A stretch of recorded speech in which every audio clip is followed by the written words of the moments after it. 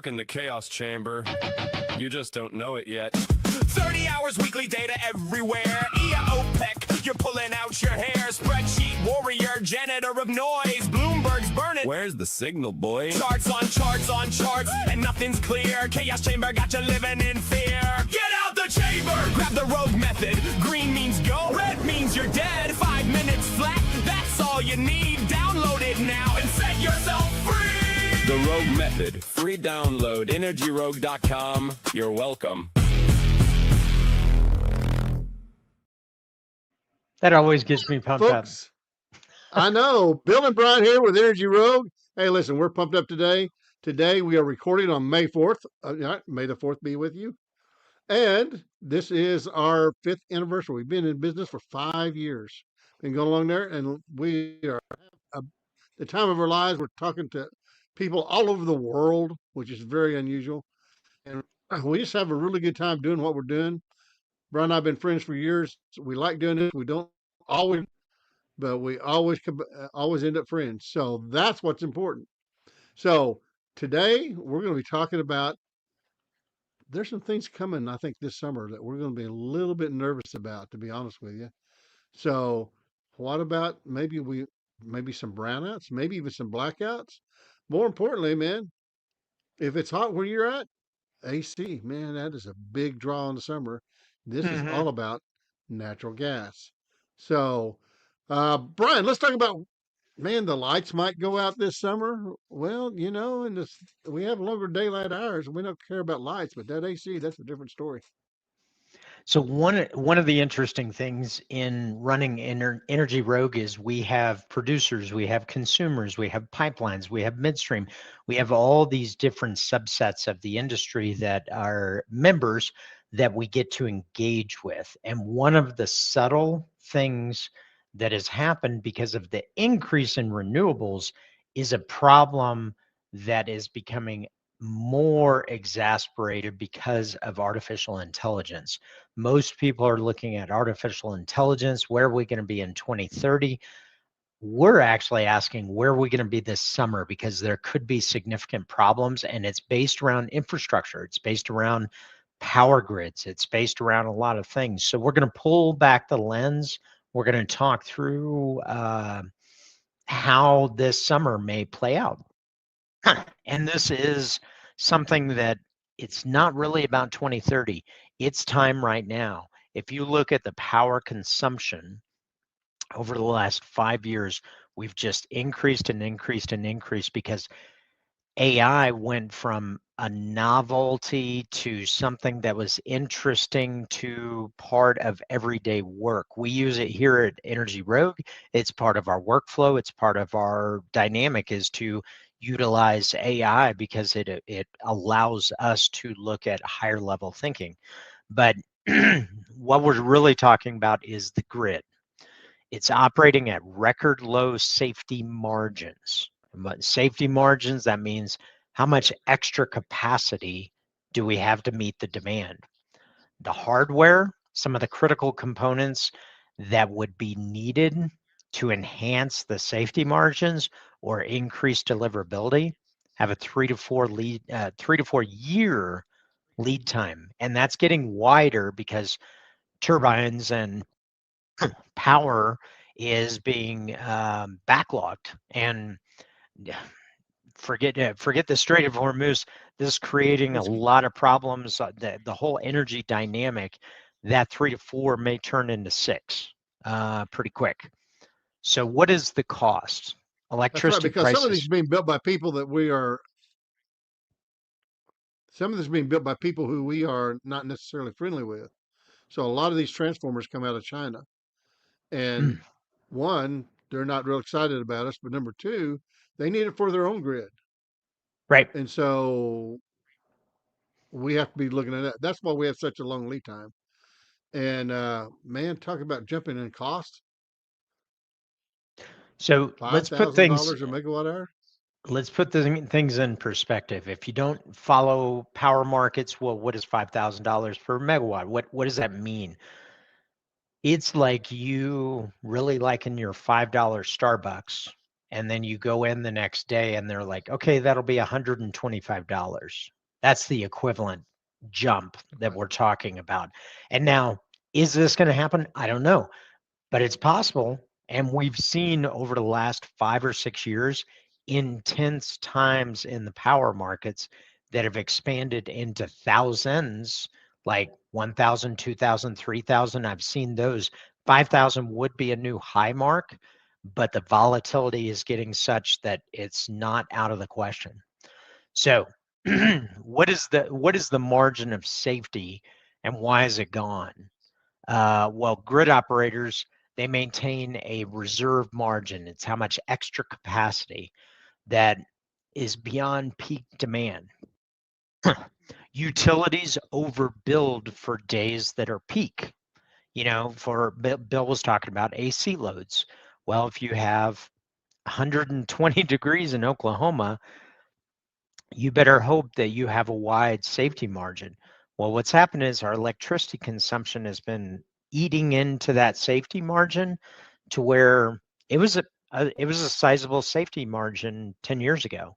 But guess what? We have devices now, we have multiple screens, we have multiple things.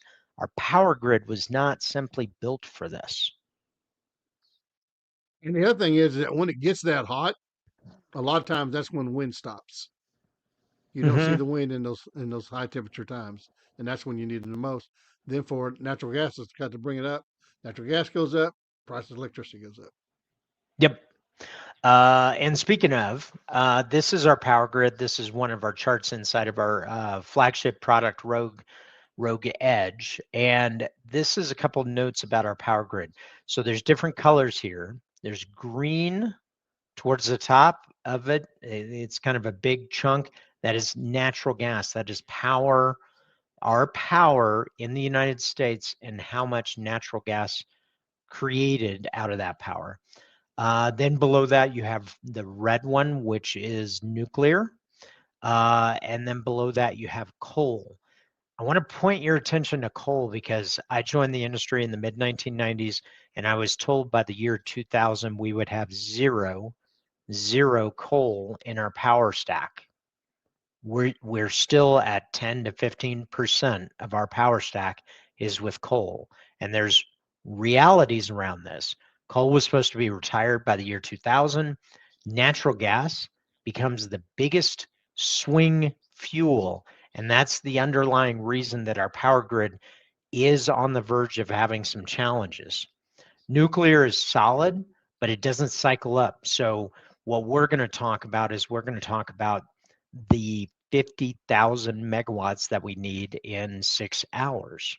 So if 50,000 megawatts was supplied by natural gas, you're talking 7.3 BCF, 6.9% of the existing supply. Coal would be 175,000 tons, which is set over 1,700 rail cars of coal or 17 unit trains. Nuclear is 15.5 pounds. Well, that doesn't sound like much, but that's equivalent to 40 nuclear plants. And what is happening is this is the demand within a day that we need. So, and within a day, each one of these dots on this chart is an hour. So we're left with about 6 to 8 hours, call it 7. So remember that number, 7 hours. Natural gas becomes the big swing fuel. As you can see, when we launched AI in 2021, our summer demand, hires became high. This last year fell off. A lot of that was due to heat. But our power demand is growing and renewables are contributing to helping that. However, what is the key challenge? Let me go back to this chart. So you can see during the day, a large portion of our power is cycled up and cycled down from natural gas. So what's happening is we move natural gas from these dots and I'm picking New York City right here. You have about 200 miles that we need to travel, that the gas needs to travel. Well, natural gas travels at 17 miles an hour. That means we need about 11 to 12 hours. Now remember that 6 to 8 hours, we have problems. Natural gas is not going to be able to solve that. Are there other fuels that we could use? Yes, but they're not really designed for this type of cycle up. So that's one of the core challenges, and we've heard it from utility operators, we've heard it from pipelines. This problem has been because the reason you haven't heard about the problem is because that safety margin is still there, but it's razor thin. Right, Bill? That's right. You know, what people don't realize is that all these electrical grids have to work together. And if you look at the ISOs, we can go through all that sometime, but there's all these different systems trying to work together. They all work on 60 megahertz. If you get off by 2 or 3 megahertz, the systems start failing. And that's what you don't want to do. When you try to pass electricity from one grid to the next grid to get it over, you have to use natural gas to power those stations. Natural gas can't get to the stations in time. And so what that means is, and that's provided that there's space to move the natural gas. We Mm-hmm. really haven't even talked about that. Pipes could already be full. And so, Right. we're not trying to say, we're not trying to be chicken little about this, but it's starting to be really serious. And the more volatility of the swings, the harder it is for them to balance the system. Yeah. Well, and that's what's ultimately happening. So why is this summer different? We have surging demand. Extreme heat is in the forecast. We're entering El Nino, right, Bill? Isn't El Nino this year? That's right. And it's supposed to be pretty severe El Nino, according to some of the guys I've watched so far. Okay. So that means we're going to be faced with extreme heat, which is going to put demand on power, data centers, which is a new higher baseline, and EV adoption, which means there's going to be incremental demand from people plugging in their cars.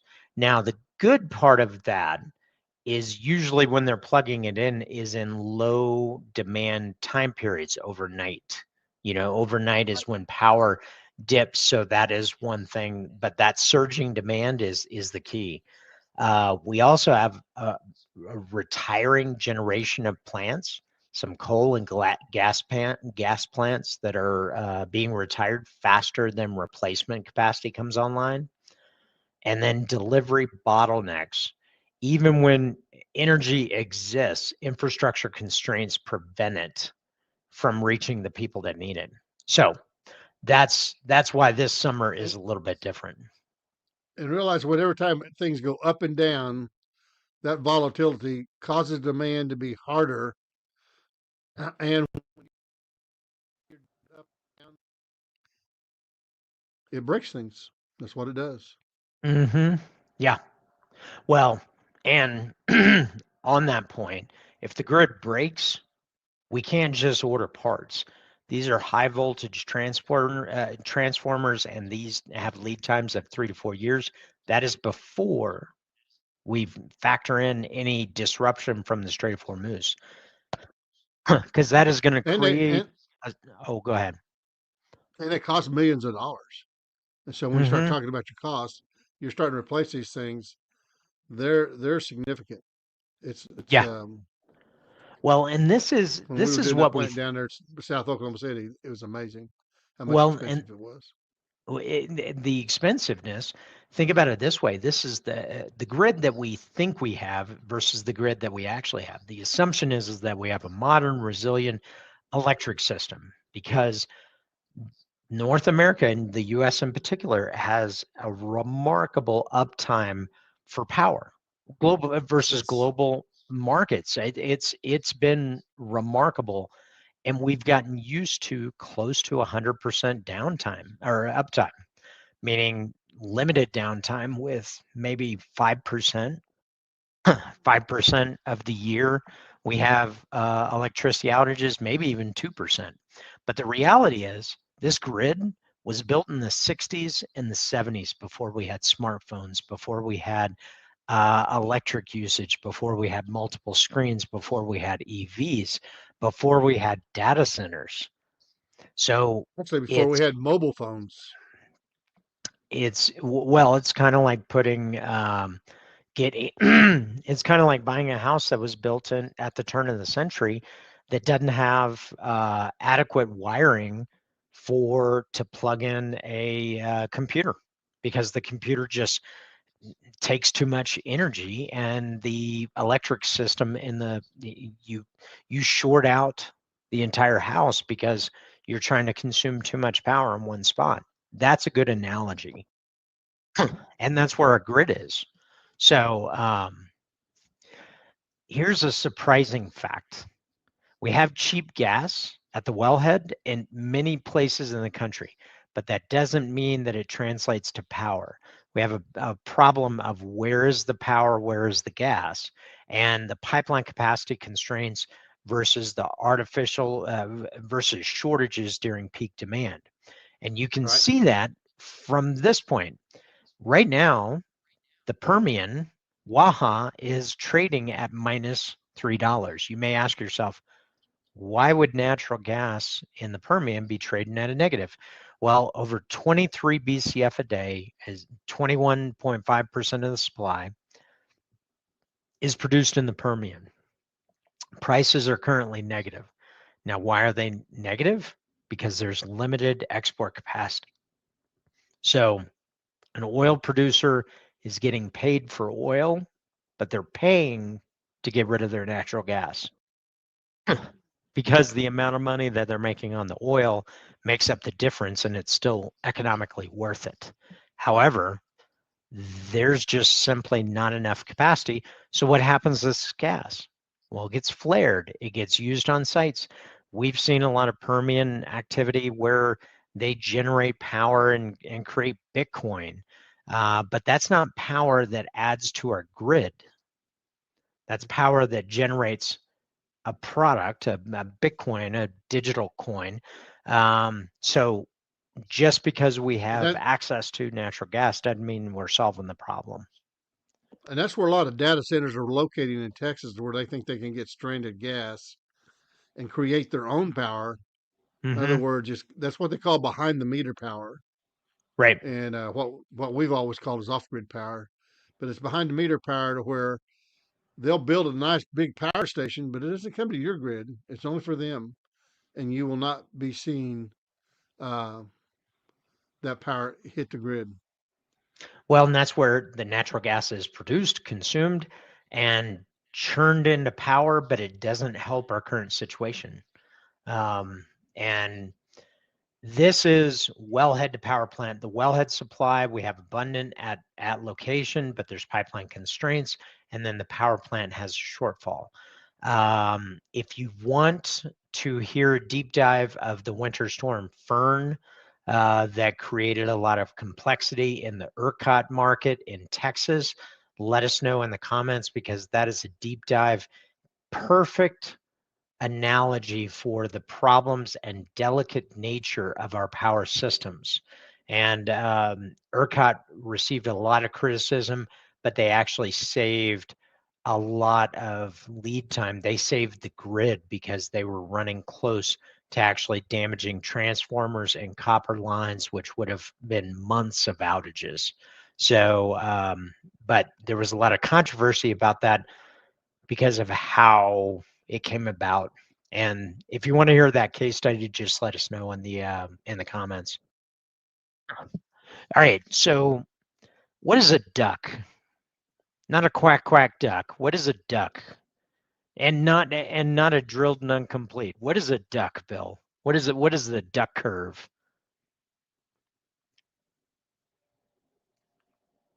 Oh, I think you're on mute.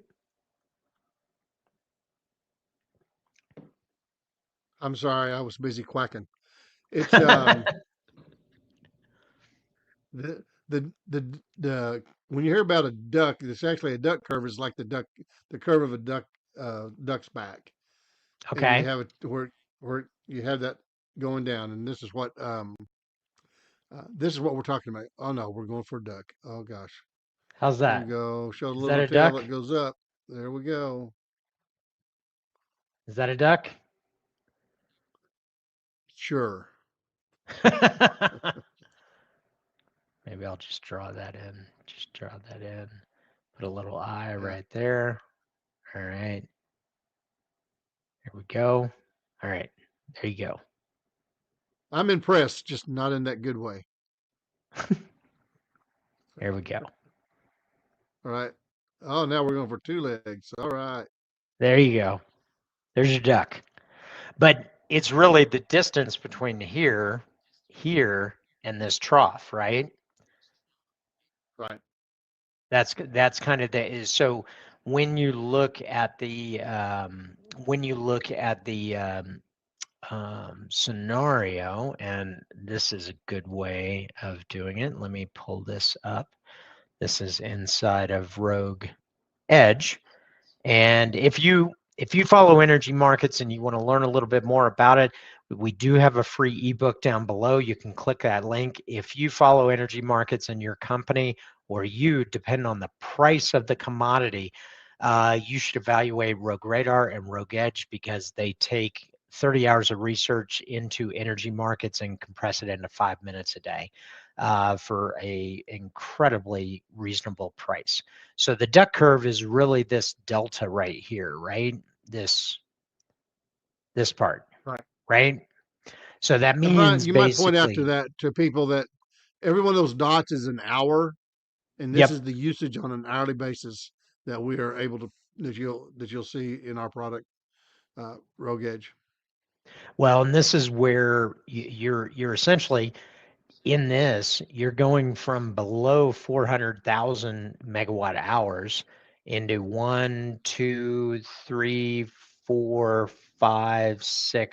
7 hours, 7 hours to get 50,000 megawatt hours. So that is a lot. And here's what happens. Let's think about it this way. We've had a lot of increased solar and well, it's probably better to visualize it. Let's see. There we go. You can see in this chart, all of the orange right here is solar. You might ask yourself a question, well, why is it only part of the day? It's because the sun's only out part of the day. And then you have wind, which is this line right here. Then you have water, which is hydropower. And then the bulk of it is going to be layers of coal, nuclear, and natural gas. So that's kind of how it works. But let's walk through a day. 6 a.m. to noon, solar is high. There's low stress in the grid. Noon to 3 is kind of a midday surplus demand. It gets low, and then solar Right. drop crisis window. What happens? Everybody goes home. They flip on their lights. They plug in their EVs if they have cars. This is when there's high stress, meaning they need more power. And this is where natural gas comes in.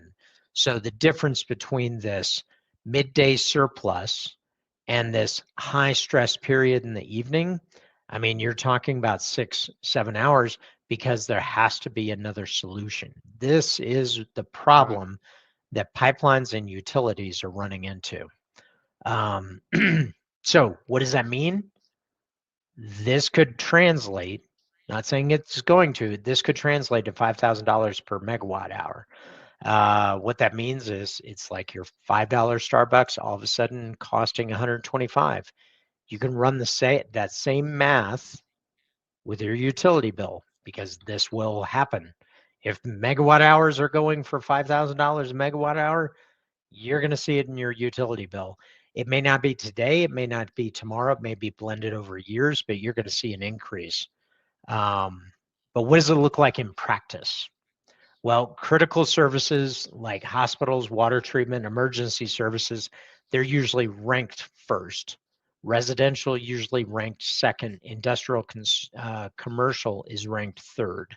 And this is what ERCOT as what it did during Fern, as well as other locations. So which grids or which areas, regions are facing the highest risk? Which ones are those, Bill? So when we talk about ERCOT, it's Texas, and it's not all of Texas because the panhandle gets cut off in ERCOT, Mm-hmm. but it's pretty much all the way up to just south of Amarillo. So it's all of Texas, and then they have interconnects with the other ISOs, and then ISO is an independent service operator. So you got ERCOT, then you got the MISO, which is up in the Midwest. Think Chicago, that area. That's where you're talking about that. And then CAISO, or however you want to pronounce that, in California. They're their own little grid out there, and they have a tough time because they have a lot of wind and solar out there, and they have extreme needs, Yes. uh, and and so they get to that daily crisis point very quickly. Well, And the pipelines that serve California, they were the first ones to start really talking about this before we had problems at ERCOT. And it's right, mainly because they import so much natural gas because that's how they were meeting their power demand. Is solar, wind, and then natural gas. And natural gas would have to cycle up whenever it got cloudy or whenever it wasn't windy or if peak demand started coming out. So now let's talk about AI. The energy hunger is it's not off in some distance. It is already here. And the new load that we're adding today is being added to a system that's already operating close to its marginal limits. So that is that's a core thing. And it's part of the reason that you hear AI and you hear data centers because there's planning for major energy consumption. You can just evidence that with Microsoft buying 3 Mile Island to restart that for data centers. That is not for power consumption by individuals, that is for computing. So that is the AI problem that is unfolding right in front of us. they're saying over the next few years that we're going to be talking about 40% increase in power needs. Not all will come off the grid, obviously. Some will be behind the meter, but that's just a big step in that world that usually requires a decade to get anything planned. Or let's put it this way, over the last probably 5 years, our energy consumption or power consumption grew by maybe a rate of 10 to 20%, or something like that over the last 5 years, 10 to 20%. 40% is actually a low estimate. There's some that say we're going to double our electricity power consumption. So you're talking about a completely new rebuild. And that's something that policymakers and a lot of people are forgetting. We have a grid that needs to be rebuilt, but we are talking Yeah, trillions of dollars, you can't get trillions of power if the power's not there. right. Again, it's back to buying a turn of the century house that doesn't have enough power when you plug in a computer. Well, that means you have to rewire the house. That's the US power grid. We need to rewire the house, but it costs so much money that it is going to be incredibly hard to do. Right. Um, I live in an older home, and I have a 100-watt box. Most tell you people you need a 200-watt box. And so I checked with some people to see what's it going to cost for me to upgrade my electrical system. Oh, it will only cost me $20,000 wow. to get that At a extra 100 house. watts At a at a house. house. So you can imagine what that does on the grid when you start talking about those dollars.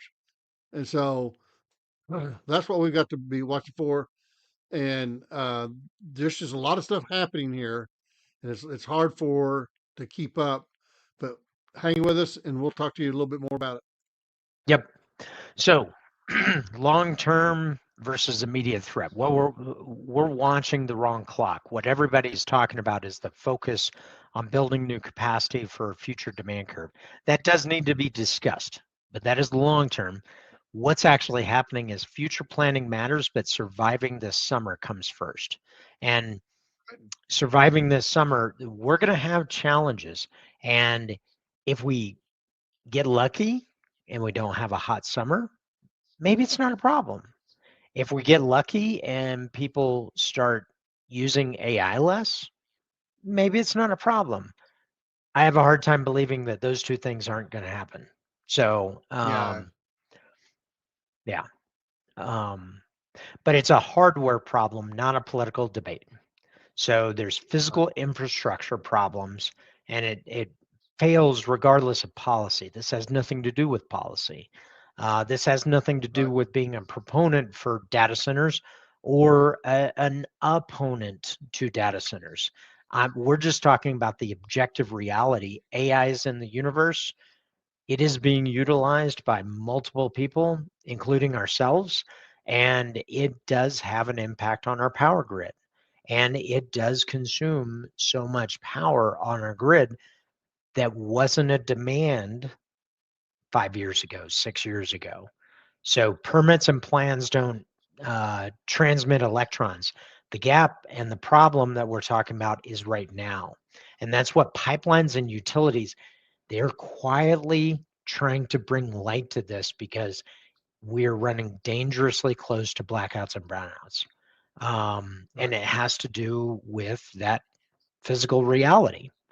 So, by the numbers, let's lay out a couple things. We already talked about transformers with a lead time of 3 to 4 years.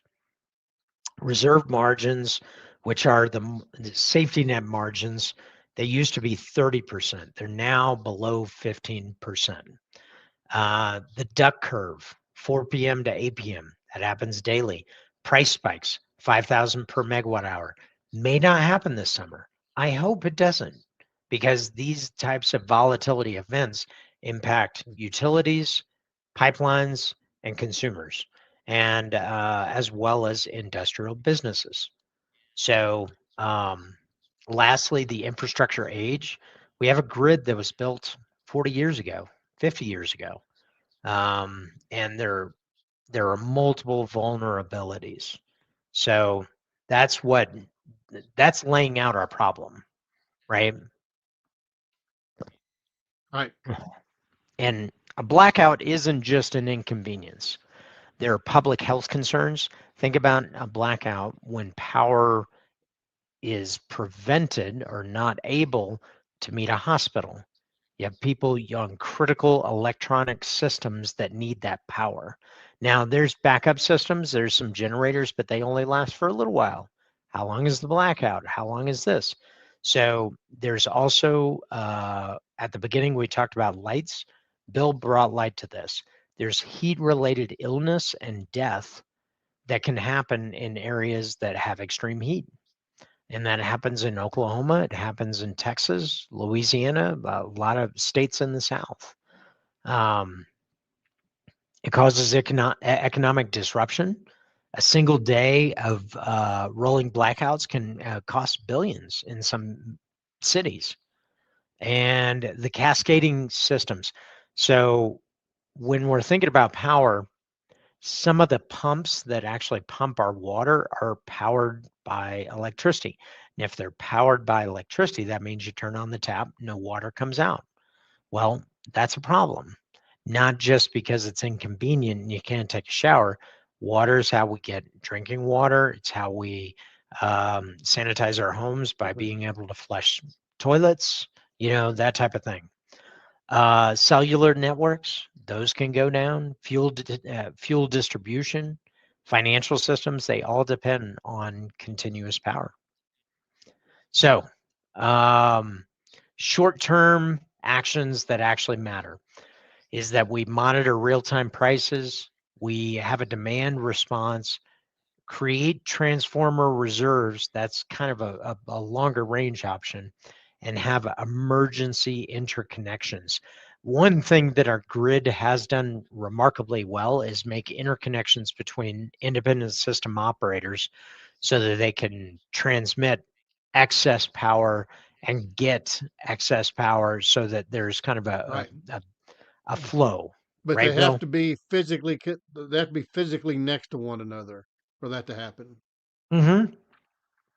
Like And to be honest, ERCOT and KISO, they're disconnected. There's space in between them, so they're not connected. Southwest ISO, Yeah, that's the right, bridge. That's the bridge. right. So preparing for the possibility for households, know your utilities real-time pricing structure, shift high draw appliances to off-peak windows, maintain a 72-hour emergency kit. Now, I'm not saying this is going to be how do you say that word? A catastrophe. Catastrophic, um, but catastrophic. it is good to think through these things from a prep perspective. For businesses and policymakers, audit backup generators and capacity and scenario planning, enroll in demand response programs, pressure grid operators for a transparent reserve margin, and accelerate interconnection and transformer procurement timelines. So the grid is fragile. We depend on it as if it's not fragile, but we are running dangerously close to having problems. And these problems, I hope they don't happen this summer, but they might. And if they do, there's going to be problems. So that's kind of what we wanted to present, and it's really a combination So, of a bunch of different factors. and my advice to you this summer: get you a manual can opener. You might want that because your electric can opener may not work. Yeah, It it So it sounds crazy, but if you have an electric can opener and you need to open up a can and your electricity's out, well, what are you going to do? if you haven't experienced that, we were without power at one time, several years back. It was in the winter in Yukon, Oklahoma, and we were Mm, without power for a week, ooh, for and a week. it was a struggle. Yeah, it was a struggle. So now we had people's houses we could go to, but right there at our house, it Mm-hmm. was um, it was nice that we had a wood burning fireplace. Let's put it that way. Yeah. Well, because yeah, that can come in handy. So listen, if you want to learn a little bit more about oil and gas markets, there's a free PDF down below, and just follow the link and you can sign up there. If you or your company follow energy markets and you need a little bit more insight, there's a link to our company below. It's energyrogue.com. And listen, thank you for stopping in. We had a lot of comments last week on diesel. Really appreciate the comments. So if you're listening to this, liking it, commenting, and subscribing so that you hear more of these types of things. But I just got finished looking through some of the comments from the diesel, which is a very prominent one right at the forefront with the Strait of Hormuz being shut down right now Right. as of May 4th, 2026. So listen, thank you for tuning in. Appreciate you. I think that's all we got. Is that all we got? Oh, that's all we got. Just thank you for 5 years. We've had a great business here. We're really enjoying looking at what's going to happen next. And hey, listen, we have to say it, right? Say what? May the fourth be with you. May the fourth be with you. We have to lean into that. We are recording it on the fourth. So listen, folks, thanks so much. We really appreciate you. And when are we going to see him, Bill? We'll see him in a week. We'll see you in a week. Same bat time, same. Same bat channel. There you go. All right. See you later, folks.